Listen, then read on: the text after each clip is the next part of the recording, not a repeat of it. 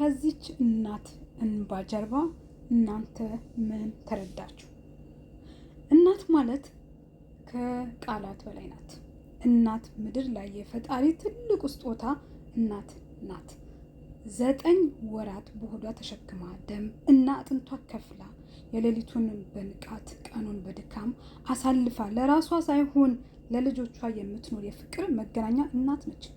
እናት ማለት ለልጇ ስትል የምትሆነው የሌለች የማትሆነው መስዋዕትነት የሌለ ትልቅ ዓለም ናት። ነገር ግን ዛሬ ላይ የምናየው ነገር ልብ ይሰብራል። እናት የምትባል ክቡር ስም አንስተው የሚዲያ ለእናት የሚገባውን ክብር ከመስጠት ይልቅ የድህነትሽን ኑሮ አውርሺ በሚል ስሜት የሚገፋፋ ልጆች ማየት የዘመኑ ክፉኛ ያሳያል። እንዴት እናት ሚዲያ ላይ ወጥታ ልጆቿን እንደዚህ አሉን ብላ ስታለቅስ ስናይ የሞራል ውድቀታችን ምን ያክል ጥልቅ እንደሆነ እንረዳለን። እናት ሁሌም እናት ናት።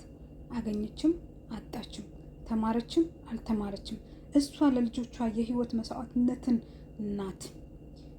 የእናትሽ ህግ ወይም የእናትህ ህግ ሳትረዳ እውቅና እናት በህይወት እያለች ካላከበርካት በሌለች ጊዜ የሚፈስ እንባ ትርጉም የለውም።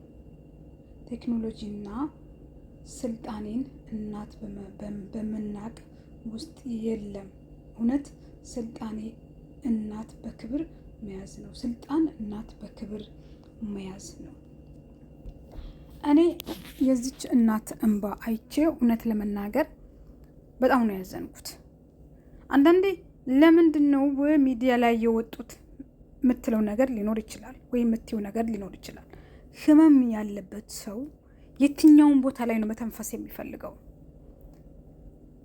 አያድርስ ነው። እውነት ካደረሰባችሁ በኋላ ስሜታችሁን መቆጣጠር አትችሉም። የትኛውም እናት እርግጠኛ ነኝ የልጇን ገበና ትሸፍናለች። እናት ለልጇ ዋጋ ትከፍላለች። እናት ለልጇ ስትል ብዙ መስዋዕትነትን ትከፍላለች።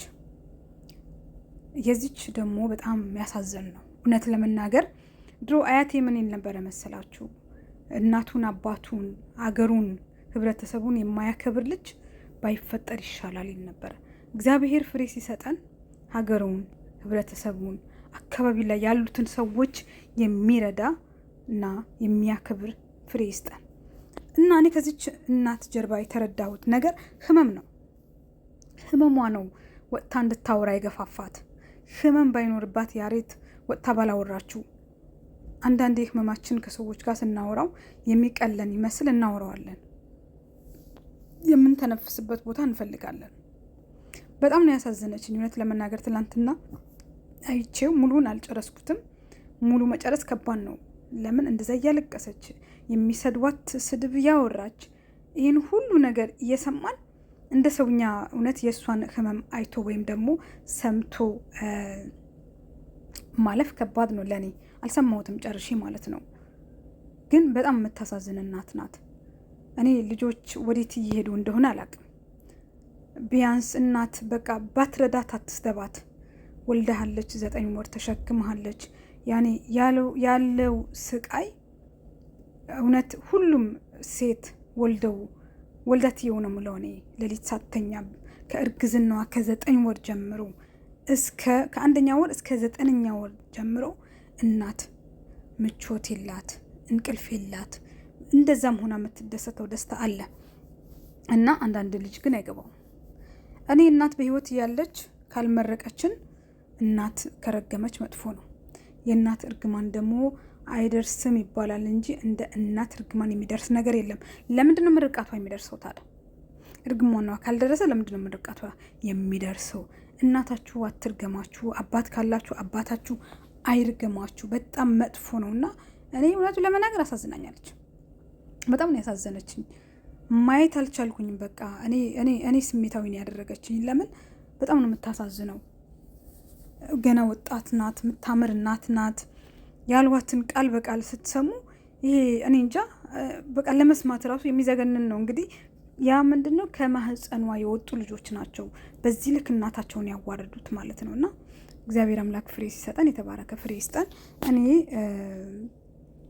ሚዲያ ላይ ለምን ወጣች ታዳ ብሎ አንዳንድ ኮሜንት ያየሁኝ ነበረ። ህመም አለባታ። ህመሙ የሚደርቅበት ህመሙ ከሆዳችን ከልባችን የሚደርቀንል ይመስለንና በማውራት በመናገር በሰዎች የሚረዱን ላይረዱን ይችላሉ እኮ ግን በቃ ስሜታችን ይገፋፋናል። ሁሉም በነገራችን ላይ በሆዱ የያዘው የራሱ ህመም አለበት። ሁሉም ሰው ማለት ነው አያወራውም እንጂ ሁሉም ሰው የራሱ ህመም አለበት። እና ቤተሰባችሁን አትበድሉ፣ አካባቢያችሁን አትበድሉ። በተለይ እናት ካንተ አልፎ ለእናትህ አድርጊ። ነገ ትደሰችበታለሽ፣ ነገ ትባረክበታለሽ። እና እኔ የምለው ይሄ ነው። ብቻ ባጭሩ እኔ በጣም አሳዝናኛለች። እግዚአብሔር ልቦና ይስጣቸው። እንደውም እናት ናት። መቼም ቢሆን ብታወራ ምንም ብትልቂ ማትይዝም። ይቅርታ ደግሞ ጠይቀው እሱንም የምንሰማበት ቀን ቅርብ ያደርግልን ነው የምለው። ቤተሰብ በጣም ወዳችኋለሁኝ። ለዚህ ቻናል አዲስ ከሆናችሁ ሼር እና ላይክ ሰብስክራይበር አድርጉ። ነገ በሌላ ቪዲዮ እስከምንገናኝ እናንተም የተሰማችሁ በኮሜንት ጻፉልኝ እስቲ። በጣም አመሰግናለሁኝ። ብቻ እግዚአብሔር ሰው ያልቅስብን። ሰው ያለቀሰበት በጣም መጥፎ ነው። ሰው ያልቅስብን።